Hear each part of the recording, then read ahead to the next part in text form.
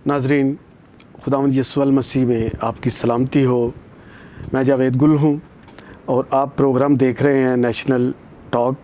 आज हमारे साथ मौजूद हैं नहायत ही मोहतरम प्यारे भाईजान सैमुअल प्यारा साहब। ये चेयरमैन हैं इम्प्लीमेंटेशन माइनॉरिटी राइट्स फोरम के। उनके साथ हमारे भाई परवेज़ मसीह साहब मौजूद हैं, प्रेसिडेंट हैं यूनाइटेड क्रिश्चियन फेडरेशन कनाडा के। तो आज हम मुख्तलिफ़ मौज़ूआत पर बात करेंगे और ख़ुसूसन बात करेंगे कम उम्री की शादियों के बारे में कि पाकिस्तान के अंदर एक रवाज बन चुका था। जो ताकतवर लोग थे वो जबरी मसीही बच्चियों को तब्दीली मज़हब करवा के उनसे जबरन शादी करते और कहते कि ये इस्लाम में जायज़ है। लेकिन बहुत सारी तंजीमों, बहुत सारे लोग और बिलखसूस हमारे मुस्लिम भाइयों ने, क्रिश्चियन भाइयों ने इसके लिए बहुत सारी जदोजहद की, मेहनत की और अपनी आवाज़ को बुलंद किया और कम उम्री की शादियों के जो कवानीन थे उनके ख़ात्मे के लिए जितनी जदोजहद हुई उसके लिए नतीजा खेज़ असरात सामने आए कि 2-3 दिन कबल हाई कोर्ट इस्लामाबाद ने उस पर ऑर्डर किया। वो क्या ऑर्डर हुआ, इसके लिए आज हम अपने मेहमानों से मिलेंगे, उनसे पूछेंगे कि ये कानून क्या है और इस पे जो ऑर्डर हुआ है वो ऑर्डर क्या है। जी हम नाजरीन, हम अपने मेहमानों को अपने स्टूडियो में, नेशनल न्यूज़नामा के स्टूडियो में वेलकम कहते हैं। परवेज़ भाई आपको वेलकम कहते हैं, सैमुअल साहब आपको वेलकम कहते हैं। जी नाजरीन, अभी हम बात करेंगे कि जैसे मैंने इब्तदाइया में कहा कि कम उम्री की शादियां पाकिस्तान के मसीहियों के लिए लम्हा फ़िक्रिया था। तो 2 दिन कबल हाई कोर्ट इस्लामाबाद ने इस पर कोई ऑर्डर किया है। तो सैमुअल भाई, आप इस पे बात करें कि वो ऑर्डर क्या है और ये जो जबरी तब्दीली मज़हब के कानून थे ये क्या है। सबसे पहले तो मैं शुक्रगुज़ार हूँ नेशनल न्यूज़ चैनल का कि वो बखैर हमें बुलाते रहते हैं ताकि हम राइट इन्फॉर्मेशन जो लोगों तक पहुँचा सकें। मैं समझता हूँ कि ये जो कम उम्री की शादी है ये पाकिस्तान की ओवरऑल बच्चियों के लिए मसला है, सिर्फ क्रिश्चियन या मिनॉरिटीज़ बच्चियाँ नहीं। और हम हमेशा लार्जर फेस में देखता हूँ मैं ये सारी चीज़ें। पाकिस्तान की हर बच्ची हमारी बच्ची है। अगर उसको भी यानी कि कम उम्री में शादी हो रही है तो वो भी एक जुर्म है। ठीक है जी। तो बात ये है कि हम बात करते हैं कि जो कम उम्री की शादी आप कह रहे हैं कि उस पे कानून, उस पे ऑलरेडी तो यानी कि जो सिंध गवर्नमेंट है उसने 18 साल उम्र पे कानून बना दिया है। और आपने देखा होगा कि जो आरजू वाला केस था उसमें जो रिलीफ मिला में वो उसी एक्ट के तहत ही मिला, क्योंकि शादी बच्ची की कम है और 18 साल कंप्लीट नहीं है, इसलिए वो शादी ख़त्म कर दी गई। और दूसरा जो यानी कि सबसे बड़ा जो फ़ैसला आया, मैं समझता हूँ कि पाकिस्तान की फेडरल शरा कोर्ट जो है उसके चीफ जस्टिस और 3 मुस्तमिल जजेस ने एक लैंडमार्क जजमेंट दी है जिसमें उन्होंने वाज़ेह किया है कि कम उम्री की शादी के हवाले से जो लॉ पाकिस्तान में असिस्ट कर रहा है 18 साल और 16 साल, उस पे इम्प्लीमेंटेशन ज़रूरी है। और उन्होंने भी ये कहा है कि डिफरेंट ममालिक में यानी कि उम्रों का तयन जो हुआ है वो उन्होंने एग्जाम्पल किया है उसमें। और उन्होंने ये कहा है कि रियासत जो है वो यानी कि उम्र के कम या ज़्यादा कानून बना सकती है और जो कानून बना है उस पर इम्प्लीमेंटेशन ज़रूरी है। ये सारे तमाम मिनॉरिटीज़ और तमाम लोगों के जी, ये नॉट इज़ अ मिनॉरिटी। देखें, मिनॉरिटीज़ यानी कि जो पाकिस्तान का कानून है वो सब पे है, बेशक। ठीक है जी। अगर आप उस तरफ आएंगे तो आपका जो क्रिश्चियन मैरिज एक्ट है उसमें कितनी उम्र है, उसमें भी रिफॉर्म करने की ज़रूरत है। लेकिन क्योंकि हम पाकिस्तान में रहते हैं और पाकिस्तान का जो लॉ है वो उसको हम मानते हैं, तो यानी कि अमूमन 18 साल की बच्चियों की शादियाँ की जाती हैं। तो इस तरह से जो रियासत का कानून है वो 16 साल और 18 साल है। लेकिन मैं समझता हूँ कि जो फ़ैसला परसों यानी कि ये हाई कोर्ट ने इस्लामाबाद ने दिया है वो एक पावरफुल डिसीजन है कि उन्होंने बाकायदा तौर पर बैन किया है कि 18 साल से कम उम्र के बच्चों की शादियाँ नहीं होंगी। आपको पता है इस पे चाइल्ड राइट कमीशन भी है और ख़वातीन पे भी है। तो ये सारी चीज़ें अब आ रही हैं उस तरफ के लोगों को अवेयर किया जाए कि कम उम्र की शादी ना सिर्फ मेडिकल, बाकी चीज़ों में भी उसकी काफ़ी सारी बच्चियों को प्रॉब्लम्स आती हैं। और इवन के हमने जो जब चीफ जस्टिस फेडरल शरा कोर्ट से मुलाकात की तो उसमें उन्होंने बड़ा क्लियरली कहा कि जो यानी कि एप्लीकेंट था आर्गूमेंट दे रहा था, तो वकील मैंने उससे कहा कि आप अपनी बेटी की शादी 6 साल में करेंगे? तो उन्होंने कहा कि नहीं। तो उन्होंने कहा कि उस वक़्त कुछ और हालात थे, अब कुछ और हालात हैं, तो गवर्नमेंट चाहे तो वो इस पे कर सकती है। एक तो ये है। दूसरा ये है कि अगर हम यानी कि मेजॉरिटीज़ में भी देखें तो वो भी बच्चियां जो हैं वो बहुत ज़्यादा विक्टिम्स हैं कम उम्र की शादियों में। ठीक है जी। हाँ, जहाँ तक आप कह रहे कि ज़बरदस्ती का असर है, वो आप जो ह्यूमन राइट्स कमीशन पाकिस्तान है वो भी इस पर रिपोर्ट जमा करवा चुका है कि, और अमूमन ये भी कहा गया है कि ऐसा ग्रोह सिंध में है जो इस पर काम करता था। लेकिन मैं समझता हूँ कि अब काफ़ी सारी चीज़ें बेहतरी की तरफ जा रही हैं। हमारे जो ह्यूमन राइट्स एक्टिविस्ट थे, सिविल सोसाइटी और इवन के अदालतें, उन्होंने काफ़ी इस पे किया। लेकिन मैं समझता हूँ कि हम समझते हैं कि जो फोर्स कन्वर्जन है वो तो जबर का जो आंसर है वो तो कुरान पाक में ज़ीरो है, वो तो है ही नहीं है। चंद लोग अगर उसके लिए करते तो वो कानून मौजूद है उसमें, यानी कि आप जाएं अगर कम उम्र की शादी है और वहाँ पे कुछ चीज़ें ऐसी साबित होती हैं तो वो जुर्म तो है। तो इस पे यानी कि गुल साहब बड़ी सीरियस यानी कि डिबेट की ज़रूरत है, बड़ा सीरियसली इस पे काम करने की ज़रूरत है। तो ये मेरे ख्याल से लेकिन मुझे आप ये बताएं, क्योंकि आप कह रहे थे क्रिश्चियन बच्चियों का कंसेप्ट, हमें तो यानी कि अदालतें जो वो रिलीफ दे रही हैं, लेकिन अदालतों ने तो जो कानून है उस पर फैसला देना है। तो जब आपका कानून ही नहीं होगा तो किस तरह अदालतें आप पे करेंगी?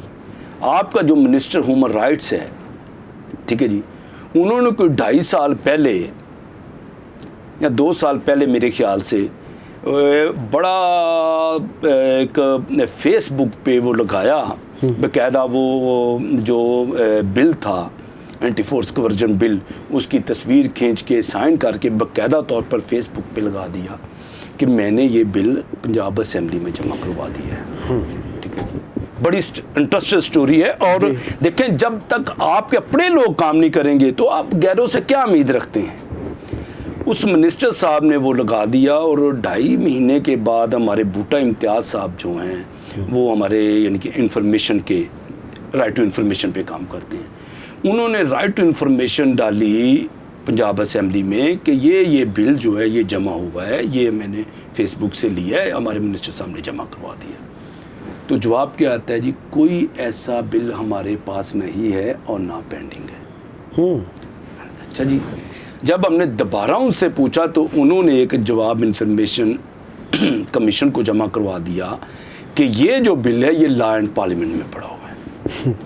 जब ये हुआ तो एक मीटिंग हमारी थी स्कूलों के वापसी के हवाले से गवर्नर हाउस में, तो गवर्नर साहब ने राजा बशारत साहब को भी बुलाया हुआ था। उसमें मैं था, बिशप सेबेस्टियन शाह साहब थे, हमारे टीम मेंबर डॉक्टर अर्नस्ट और जफर डैनियल साहब, इवन के मजीदेबल साहब भी थे। तो वहाँ पे जब मैंने गवर्नर साहब से रिक्वेस्ट की कि सर क्योंकि मिनिस्टर साहब बैठे हैं, तो मिनिस्टर साहब, हमारे मिनिस्टर ने, ह्यूमन राइट्स मिनिस्टर ने एक बिल दिया हुआ है एंटी फोर्स कन्वर्जन के हवाले से, तो उन्होंने साफ इनकार किया कि कोई हमारे पास तो कोई ऐसा बिल नहीं आया। तो भुट्टा साहब ने फिर दोबारा एक right to information application law and parliament में की। जब सेक्रेटरी लॉ एंड पार्लियामेंट को लिखा तो वहाँ से भी हमें जवाब आ गया कि कोई बिल हमारे पास नहीं है और ना कोई पेंडिंग है। हमने इंफॉर्मेशन कमीशन को दोबारा से कहा कि आपने हमें कहा था जी, उन्होंने तो करवा दिया लॉ एंड पार्लियामेंट में, तो वहाँ तो बिल ही नहीं है। उन्होंने दोनों सेक्रेटरीज़ को, सेक्रेटरी लॉ को और सेक्रेटरी ह्यूमन राइट्स को जब नोटिस किया तो वहाँ से सेक्रेटरी लॉ से यानी कि एक लेटर वहाँ पे जमा करवाया जाता है जी, अनफॉर्चुनेटली जो यानी कि बिल वहाँ पे नहीं भेजा गया था, दूसरा बिल है, तो ये गलती से यानी कि वो PR कर दिया। अच्छा जी, तो जबकि जो पार्लियामेंट की तरफ से जवाब आया ऐलान पे, उन्होंने कहा जी हमारे पास ऐसा कोई बिल नहीं है, गलत बयानी है, बल्कि उन्होंने तो सज़ाएं भी तजवीज़ की। तो क्योंकि जो हमारे तहर खलील एडवोकेट साहब हैं वो मामलत कर रहे हैं इंफॉर्मेशन कमीशन की, वो भी वहाँ पे मौजूद थे। साथ ही फिर एक लेटर निकाल देते हैं कि जी ये बिल हमने जमा नहीं करवाया। इनके इंफॉर्मेशन भुट्टा साहब को भी वो गलत इंफॉर्मेशन, हाँ जी, कि जी हमने नहीं, पहले तो झूठ बोलते थे, झूठ बोला ना हाँ जी, गलत ये हमने करवा दिया। और हाँ जी, ये अंदाज़ा लगा लें कि वो 2 साल ज़ाया हो गए। और मैं समझता हूँ कि बजाय कि ये सारी चीज़ें आप हमें कहते हैं जी फोर्स वर्जन के लिए कोई कानून, वो भाई कानून तो आपने बनाया ही नहीं है, तो किस पे अदालतें फैसला दें? तो कानून बनाएंगे तो फिर है ना, किसने बनाना है? जबकि आपको पता है नेशनल इंटरनेशनल फोरम पे ये सारी चीज़ें थी कि बहुत ज़्यादा ये जी फोर्स कन्वर्जन हो रही है ज़बरदस्त, लेकिन ये जो फैसले हैं इससे कम ये होगा कि जो कम उम्र की शादियां हैं वो जब रुकेंगी तो मेरे ख्याल से वो जो आंसर है कि शादियों को वो भी रुक जाएगा। ये जो हाई कोर्ट का फैसला ऑर्डर आया है जी, उस पर आप उन्हें खराज तहसीन पेश करते हैं? जी मैं तो यानी कि हमेशा मैं समझता हूँ कि पाकिस्तान में क्या पूरी दुनिया में, लेकिन अदालतें ही अक़लियतों को इंसाफ देती हैं, लेकिन पाकिस्तान की अदालतें जो वो स्पेशल जो मामला है यानी कि जैसे सुप्रीम कोर्ट या ये इन्होंने हमेशा अक़लियतों का देखें, लैंडमार्क जजमेंट के लिए 19 जून में दी गई, ठीक है जी, और उसके लिए स्पेशल 3 रुकनी बेंच इस्टेब्लिश कर दिया कि जब तक ये यानी कि इम्प्लीमेंटेशन जजमेंट हुई सुप्रीम कोर्ट एक सेपरेट बेंच बनाती रहेगी, और वो अब भी बना है। जो चीफ जस्टिस आता है वो बेंच बनाता है। इस पे यानी कि अंदाज़ा लगा लें कि पिछले जितने भी केसेस हैं जस्टिस गुलजार अहमद साहब ने बहुत ज़्यादा इस पे काम किया है, नासिर मुल्क साहब ने बहुत ज़्यादा काम किया है। यानी आप इस वक्त समझ रहे हैं कि ये जो जबरी तब्दीली मज़हब का कानून है उस पर अक़लियतें अब कुछ अपने आप को मुतमिन समझती नहीं, कानून फिर आप कानून तो है ही नहीं ना, लॉ तो है ही नहीं। मुझे बताएं ना, जो ऑर्डर है वो order is a different order है कि जो लॉ मौजूद है 18 साल का और 16 साल का, उस पे कम उम्र की शादी, यानी कि उन्होंने कहा है कि 18 साल से 16 साल से कम उम्र की जो शादी है वो नहीं हो सकती। 18 साल से हाई कोर्ट ने कहा है, लेकिन जो फेडरल शरा कोर्ट का है उसमें 16 साल और 18 साल का जिक्र किया गया है। आप समझे, क्योंकि चंद लोगों को यानी देखें पाकिस्तान का जो कॉन्स्टिट्यूशन है उसकी जो जब तशरीह की गई 19 जून 2014 के फैसले में, उसमें वाज़ह तौर पर कर दिया गया है कि मुसलमानों को 4 प्रिविलेज ज़्यादा दिए गए हैं, कुछ बेनिफिट ज़्यादा दिए गए हैं, जिसमें वो सदर बन सकते हैं, हम सदर नहीं बन सकते, जिसमें वो प्राइम मिनिस्टर बन सकते हैं, हम नहीं बन सकते। उनको फेडरल शरा कोर्ट का यानी कि दिया गया है, काउंसिल ऑफ इस्लामिक आइडियोलॉजी बनाई गई है, तो ये 4 प्रिविलेज उनको ज़्यादा दी। लेकिन जहाँ पे राइट्स की बात आती है तो वहाँ पे बेशुमार राइट्स ऐसे जो हमें दिए गए, जैसे यानी कि हाल ही में एक एक्ट बना है, वो खुदा का शुक्र है कि हमने उस पर बहुत ज़्यादा स्ट्रगल की, rehabilitation for minority tourism terrorist जो एक्ट है वो KPK का वो बना है, उसमें यानी कि मिनॉरिटीज़ के लिए एक डिफरेंट बना दिया गया है बजट उनके। ये कब हुआ है? ये 2022 में, 2000, ठीक है ना। तो इस तरह से ये सारी चीज़ें आ रही हैं, जिस तरह यानी कि 5% कोटा जो है वो उनके लिए नहीं, हमारे लिए है जी, ठीक है जी। हम मेरिट पे भी आ सकते हैं चीज़ें। मुझे पता है यहाँ पे ये नहीं है कि वो टेंशन नहीं है या मामलात नहीं है, वो मेजॉरिटी को भी बहुत ज़्यादा है, वो हमें भी हैं, ठीक है, इसमें कोई शक नहीं। ठीक है, हम ये समझते हैं कि उनके लिए सेपरेट बेंच नहीं है, हमारे लिए सेपरेट बेंच है। देखें हमारे यानी कि आप देखें यानी कि हर 3 हफ्ते बाद हेयरिंग होती है उसमें की, और देखें मैं बताता हूँ अदालत ने महसूस किया कि जो कमीशन है आपका, जो नेशनल कमीशन फॉर मिनॉरिटी बना था, जिसमें आपकी साहब का MNA और बाकी 4 साल एंजॉय किया, ला नहीं बना सके। अब जो कमीशन है, ठीक है जी। पहले नहीं जी नहीं, हम सिलेक्शन नहीं। अब वही जो सिलेक्शन वाले हैं एग्जीक्यूटिव ऑर्डर के तहत वो कोई वो ठीक है जी। अब वो आपको वो पता साल रह खामोश गया, है। हाँ जी साल रह गया, फिर कोई बिल शिल नहीं आना, ठीक है। तो इसलिए ज़रूरत इस चीज़ की है कि जब आप कानून साजी नहीं करेंगे, लेजिस्लेशन नहीं होगी, तो किस तरह से आप कानून करेंगे? साजी तो उस वक्त होती है भाई जब हम असेंबली में बात करेंगे, बोलेंगे, लेकिन हमारा जिस तरह आप कह रहे हैं कि कोई भी मिनॉरिटी का ऐसा मेंबर मौजूद नहीं कि जो आवाज़ बुलंद करे। देखिए मैं हमेशा कहता हूँ कि यानी कि इसके लिए प्लानिंग्स और लॉबिंग तो ज़रूरी है, लेकिन यहाँ पे कोई जो हमारे लोग हैं उनके साथ कोई टीम नहीं है। हम सब लोग अपना अपना यानी कि खेल रहे हैं, जो कि मैं समझता हूँ नुकसानदेह है। हमें एक दूसरे को तस्लीम करने की ज़रूरत है। पाकिस्तान दुनिया के सबसे बड़े चर्च ने यह स्टेटमेंट दे दी है कि तकब्बर जो है वो तबाह कर रहा है। तो मैं समझता हूँ कि जो यानी कि अगर मुझे कोई मसला है, अगर मैंने किसी से किया तो मैं माफ़ी मांगने के लिए तैयार हूँ, लेकिन किसी ऐसे मसले पे तो हमें 1 पॉइंट झंडे पे जमा होना है। देखें, एक मिनिस्टर जो आपके साथ झूठ बोल रहा है, बजाय कि आप उसको कहें कि ये आप 61(2)(f) के मुजरम है भी, तो उसको सबसे ज़्यादा हाथ डाले जाते हैं यहाँ पे, ठीक है। प्राइम मिनिस्टर भी यही कह रहा है जो सबसे ज़्यादा करप्ट है, हाँ उसको आप ये कर रहे हैं, लेकिन प्राइम मिनिस्टर साहब अपनी कैबिनेट अपने लोगों को भी तो देखें कि क्या हो रहा है, ठीक है जी। तो हम तो बड़े क्लियरली तौर पर ये चीज़ें करते। मैं समझता हूँ कि जितना रिलीफ पाकिस्तान की अदालतें हमें देती हैं वो ये नहीं कहीं भी नहीं है, हाँ जी, ठीक है जी। असेंबलियों में नहीं। हाँ, अब देखिए मैं आपको बता, अब जो यानी कि ये नसाब वाला सिलसिला आ गया, उसमें कल की हियरिंग थी और सेक्रेटरी को हाई कोर्ट लाहौर ने इतना खींचा कि आप यानी कि सही तरह से ये हमें बता नहीं रहे कि कुरान पाक के लिए कितने टीचर रखें अपने स्कूलों में।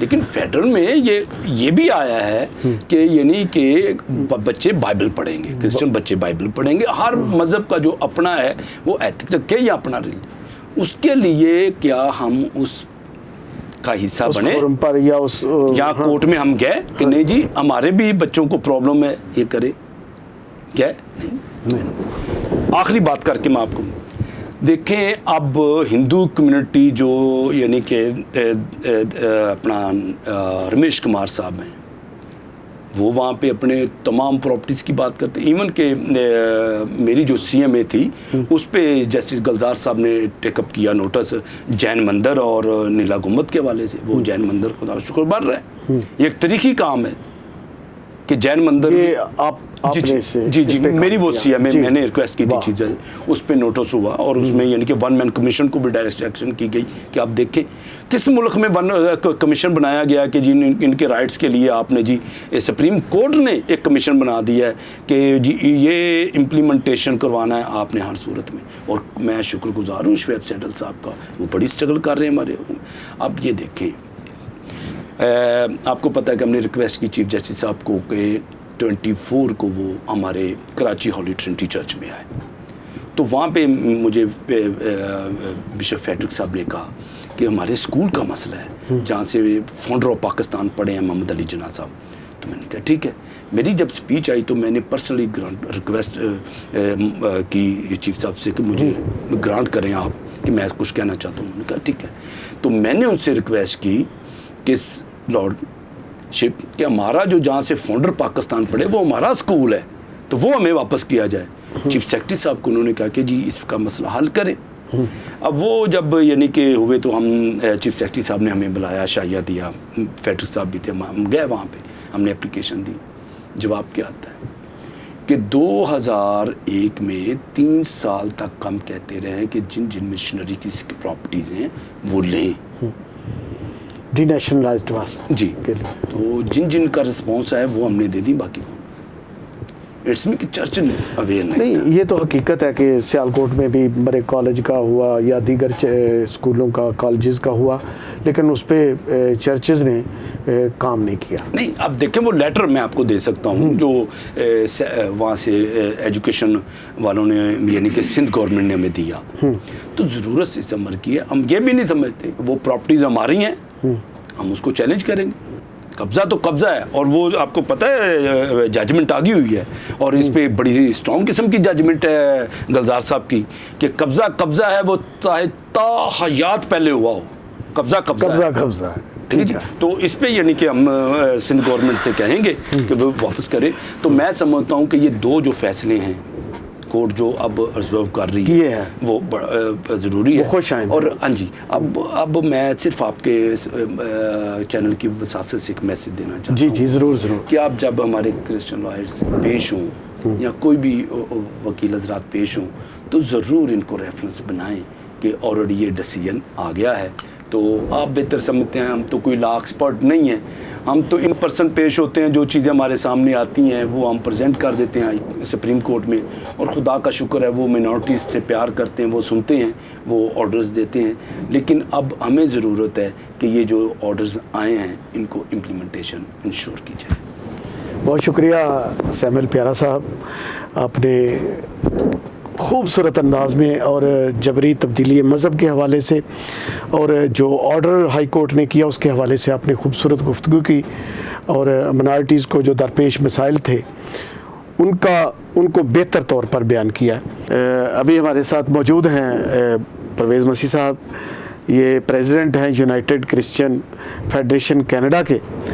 तो आपने गुफ्तगू सुनी पहले सैमुअल प्यारा साहब की कि कम उम्री की शादियां जो हैं वो पाकिस्तान के मसीहों के लिए लम्हा फ़िक्रिया थी, तो एक ऑर्डर पास हो गया। इसके बारे में भी हम आपसे ये पूछेंगे कि ये खुश आइंद जो फ़ैसला है इसके बारे में आप क्या कहते हैं। उससे बढ़कर हमने आपसे जो पूछना है वो ये है कि पूरी दुनिया के मसीहियों के लिए सियासी तौर पर और समाजी तौर पर और क्या मसाइल हैं और उनका हल क्या है। सबसे पहले खुदावंद का शुक्र अदा करता हूँ जिसने हमें तंदुरुस्ती और सलामती बख्शी है, और जनाब जवेद गुल साहब आपका भी शुक्रिया, और नेशनल न्यूज़ चैनल का शुक्रिया जिन्होंने ये खूबसूरत फोरम मुहैया किया ताकि हम दोनों भाई मिल के पाकिस्तान के मसीहों के लिए और कुछ बाहर की जो दुनिया है जिसको हम मसीही वर्ल्ड कहते हैं, क्रिश्चियन वर्ल्ड कहते हैं, उसके बारे में कुछ बातचीत कर सकें। तो मैंने भाई सैमुअल प्यारा साहब की जब बातें सुनी, और मुझे इत्तेफाक भी होता है जब मैं पाकिस्तान में आता हूं तो इनके साथ हम बहुत सारी मीटिंग्स करते हैं, सुप्रीम कोर्ट तक भी गए इनके साथ, कुछ मिनिस्टर्स, कोई जो ब्यूरोक्रेट्स हैं, कुछ वकला हजरात हैं, कुछ जज साहिबान हैं, पंजाब यूनिवर्सिटी के वाइस चांसलर साहब से भी मीटिंग हुई। तो मैं सच बात बताता हूँ, हम मसीही हैं, मैं एक एवेंजलिस्ट भी हूँ और एक पॉलिटिकल एक्टिविस्ट भी हूँ। मैंने पाकिस्तान में बेशक मसाइल हैं, हमें भी, हम चूँकि मिनॉरिटीज़ हैं, मिनॉरिटी को दुनिया में जहाँ भी मिनॉरिटी उनको मसाइल होते हैं, हमारी मेजॉरिटी को भी मसाइल हैं यहाँ।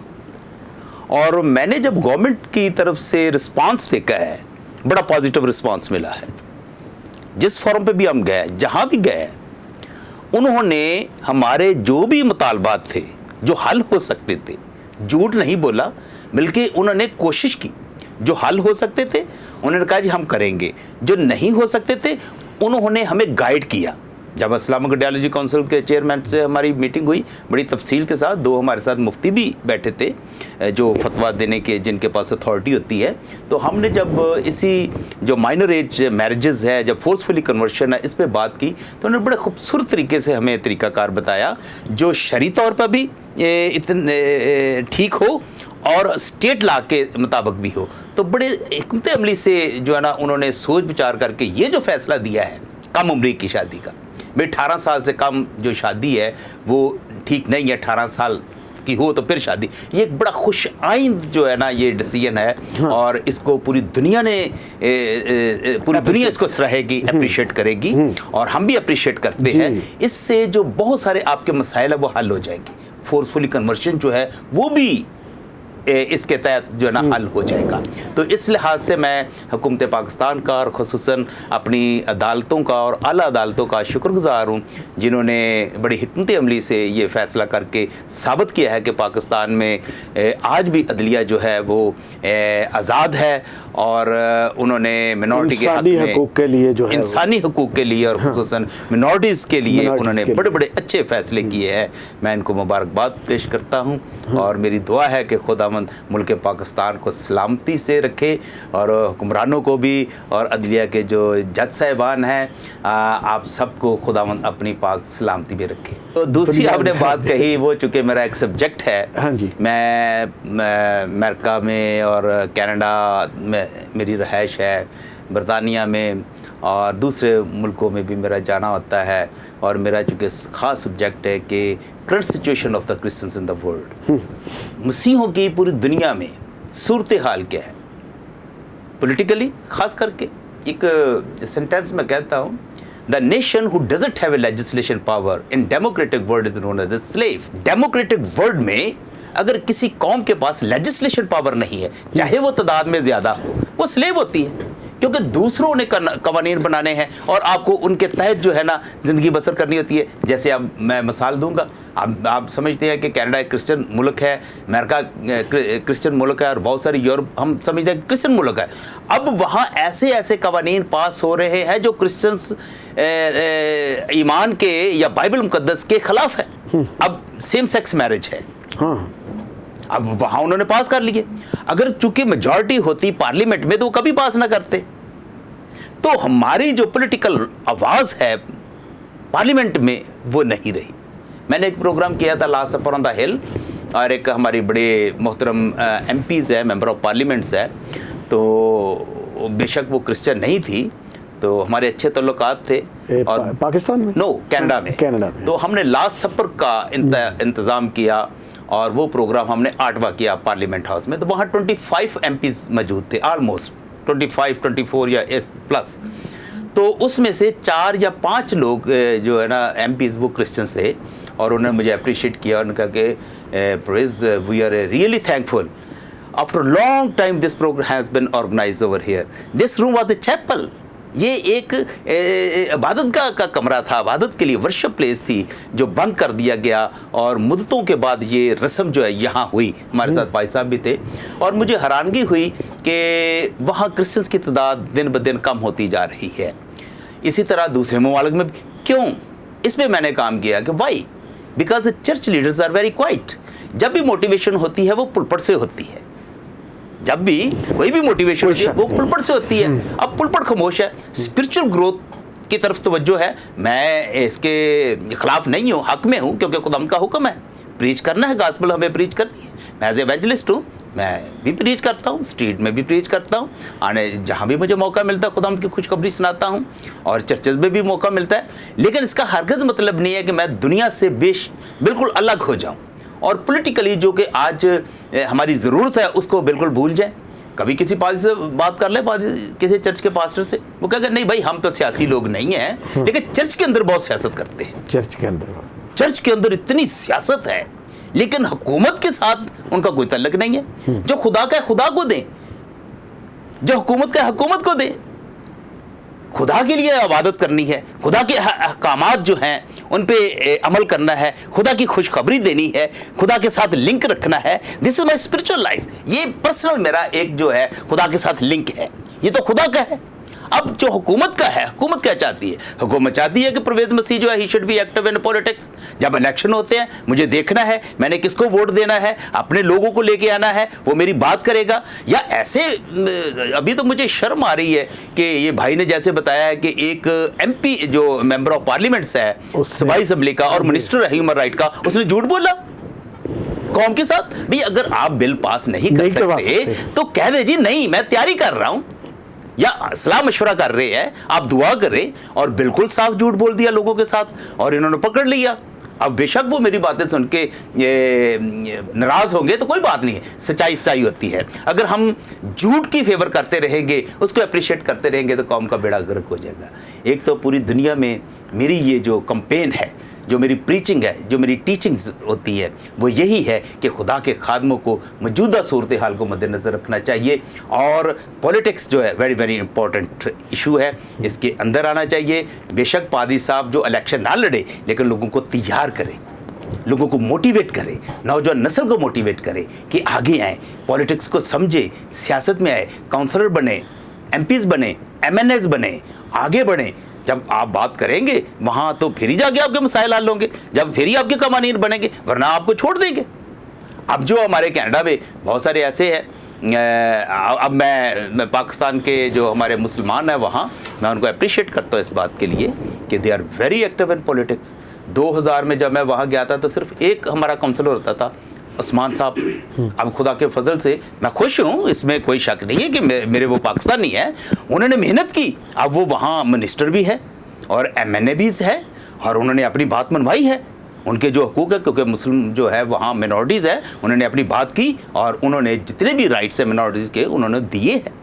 तो हमें क्या सांप सूख गया है? आप कहते हैं कि जिस तरह उधर होता है, पाकिस्तान में भी अगर कोई आवाज़ बुलंद करने वाला हो तो यकीनन यहाँ भी तब्दीली आ सकती है। हाँ जी, एक तो ये मुश्किल ये बात है कि हमारे जो नुमाइंदे हैं वो सिलेक्टेड होते हैं, दे आर नॉट इलेक्टेड। वो जब भी बात करेंगे वो पार्टी की बात करेंगे। हाँ, और मेरा नहीं ख्याल कि जब वो पार्टी में से कोई उनको चुनता है तो वो कहे कि अपनी कौम की बात ना करें, या हम वैसे ही डिप्रेशन का शिकार हो जाते हैं, डिप्रेस हो जाते हैं। यार मैं अगर बात कही तो नेक्स्ट टाइम मुझे जो ये मेंबर नहीं चुनेंगे। मैंने तो भाई से कहा था कि हम एक कैंपेन करें कि जैसे मेरा इलाका है जहाँ पाकिस्तान में, तो हमारे जो इतने भी क्रिश्चियंस लीडर्स हैं हम इकट्ठे हों, फिर जनाब अगर कोई भी हुकूमत का नुमाइंदा आता है, या सपोज मुस्लिम लीग नून है, पीपल्स पार्टी है, पीटीआई है या जमात इस्लामी है, हमें सबके साथ रब्ता रखना चाहिए। उनको कहे भाई ये हमारा मेंबर गया था, इसने हमारे साथ अच्छा काम नहीं किया, लिहाजा इसको रिप्लेस करें और बंदा लेके आए और हम तब वोट देंगे। अगर उसकी कारकर्दगी अच्छी होगी तो नेक्स्ट टाइम उसको वोट दे, वरना कहे जी नहीं हम कंप्लेन करते हैं कि he is not good man, ये हमारी बात नहीं करते, हमने आपको वोट दिया है। हमारा वोट का जो कदर है वो ये है कि हमारी मर्जी के मुताबिक हमारा नुमाइंदा होना चाहिए। अगर सिलेक्शन भी करनी है तो हमसे पूछा तो जाए, क्या मेरे हल्के में जितना कोई जो भी एमएनए है या एमपी आएगा तो मैं उससे बात करूं और वो हमारी बात सुने, अगर नहीं सुनता तो उसको मत वोट दे। तो इस तरह से अगर वो आएगा, सपोज सिलेक्शन ही होके आता है, तो फिर उसको पता होगा और पार्टी को भी पता होगा कि जनाब ये हमने आदमी लेके आया, ये अपनी कौम की बात करे, अगर नहीं करेगा तो उसको। आपने जो पहले बात की है ना, जो सिलेक्टेड होते हैं ना उन्होंने बात नहीं करनी, ना ही वो जो जिनको आपने वोट दिए उन्होंने कहना है कि वो भी उसी पार्टी के होते हैं, वो मिनॉरिटीज़ की बात नहीं करेंगे। हाँ ठीक है, अगर हम इस पर और भी बैठ के स्ट्रेटजी बनाएंगे, अगर सपोज करके देखते हैं कि जैसे एक हमारे बहार कॉलोनी है, यहोनाबाद में आपकी मेजॉरिटी है, तो वहाँ सारे मुत्फिक हो जाए। आज ही एक बात हो रही थी खुदा के खादम से कि यूनिटी बहुत ज़रूरी है। जब आप यूनिटी एक हो जाएंगे, फिर आप मिल के जब बात करेंगे कि जनाब हम आपको वोट देंगे, कोई भी वार्डी हो, जो आप हमारा आदमी सिलेक्ट करेंगे, अगर उसकी कारकर्दगी सही ना हुई तो नेक्स्ट टाइम हम वोट नहीं देंगे, हमसे राय ली जाए, या इस तरह की कोई ऐसी स्ट्रेटजी हो जिससे हुकूमत भी समझे कि वाकई ही हमें इस वोट की जो है ना कदर करनी है, तब जाके वो बात करेगा। ये जो आप कह रहे हैं, इसके इस ख्याल के कितने लोग जो हैं कायल हैं? मुझे नहीं कितने लोग हैं जो यहाँ पे, जैसे भाई ने बात की है ना, हमें बस फिक्र है अपने आप की, हम कहते हैं कि हमारे किसके साथ अच्छे बरासर में, यहाँ पे ये लम्हा फिक्रिया बात है।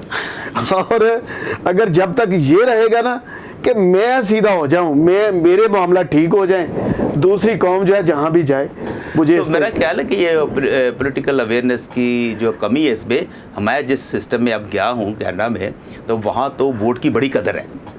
वहाँ तो जब हम 25 लोग अगर साइन कर दे किसी पे, और पार्लियामेंट का जो मेंबर है उसको वो जो है ना 25 लोगों की बात को वहाँ उसने पार्लियामेंट में बयान करनी होती है। तो यहाँ भी खुदा करे कि ऐसा सिस्टम आए। अभी मैं आपको बताता चलूँ कि इधर जो नया सिस्टम मुतारफ हो रहा है ना, वो सियासत पैसे की रह गई है, और जिसने पैसा देना है उसने सिलेक्ट होना है, उसका नंबर आना है। सिलेक्टेड भी जो होते हैं ना, जो ये हम जिसकी बात कर रहे हैं, वो भी बड़ी बड़ी रिश्वत दे रहे हैं। और उसके बाद वोटर जो है, अभी रिसेंटली मैंने बहुत सारे ज़िमनी इंतखाबात में देखा है, सियालकोट में देखा है कि जिसके पास बहुत सारा पैसा था वो सिलेक्ट हो गया, ठीक है। और नया तूफान जो आने वाला है, चाहे वो माइनॉरिटीज़ हैं चाहे वो मेजॉरिटी है, उसमें ये नया एक तूफान आ गया है कि अब वोट की कदर जो है वो एक नया रुख पे चली गई है। तो ये तमाम लोगों के लिए लम्हा फिक्री है। बात हम जो करेंगे वो ये है कि ये जो लोग सिलेक्ट होके या सिलेक्टेड लोग हैं ये सामने आते हैं, ये असेंबलियों में तो कुछ कहें ना कुछ तो कहें ना। मेरी फिर हुकूमत पाकिस्तान से भी ये अपील है कि जनाब हम आपको वोट देंगे, जो भी पार्टी है कि जितने भी आप पार्टीज़ के चेयरमैन हैं, कि हमारी इस बात का ख्याल रखें। और देखिए पाकिस्तान की तरक्की इसी में है कि हम वोट को इज़्ज़त दें, वोट की कदर करें, वोटर की कदर करें। तो जो सिलेक्टेड हजरात हैं, मैं आपसे भी अपील करता हूँ कि हम तो पहले ही कुचले हुए भाई, कोई रहम करो, अपनी कौम पर रहम करो। अगर खुदा ने आपको ये ओहदा दिया है या किसी पार्टी ने आपको चुना है, तो खुदा का खौफ रखते हुए जब आप अपने लोगों की बात करेंगे तो पार्टी के जिस पार्टी से भी आए वो इसको माइंड नहीं करेगी। They are very good people, और मैं नहीं समझता कि वो आपको रोकेंगे जी ये बात ना करें। बेशक आप उनसे मीटिंग करें, उनको बताएं कि मेरी कौम के ये जनाब मसाइल है तो मैं इसको हल करना चाहता हूँ। अगर आप करेंगे तो दयानतदार होंगे, खुदा की नज़र में भी आप सरफराज होंगे। खुदा को आप लोगों को खुदा को जवाब देना होगा। You are spoiling the nation. Listen, जैसे पहले सैमुअल प्यारे भाई ने बताया है कि एक मिनिस्टर होके ह्यूमन राइट का मिनिस्टर होके वो झूठ बोल रहा है तो खुदा ही हाफिज है। तो इस तरह से मैं समझता हूँ कि खुदा के खादमों को मैं ज़रूर दरख्वास्त करूँगा कि प्लीज़ अपने लोगों को रूहानी ग़िज़ा देने के साथ साथ जो मौजूदा सूरत हाल है उससे आगाह करें कि हम क्यों डे बाई डे नीचे जा रहे हैं। आज अमेरिका भी जो है वो एज ए क्रिश्चियन कंट्री नहीं कहलाता, जो मौजूदा हुकूमत है वो अपने आप को मल्टीकल्चरलिज्म कहते हैं, कनाडा कहता है वगैरह वगैरह जो है। तो ये क्यों है? क्योंकि हमने पॉलिटिक्स की तरफ तवज्जो नहीं दी और ना लोगों को मोटिवेट किया है। That's why we are suffering in the world.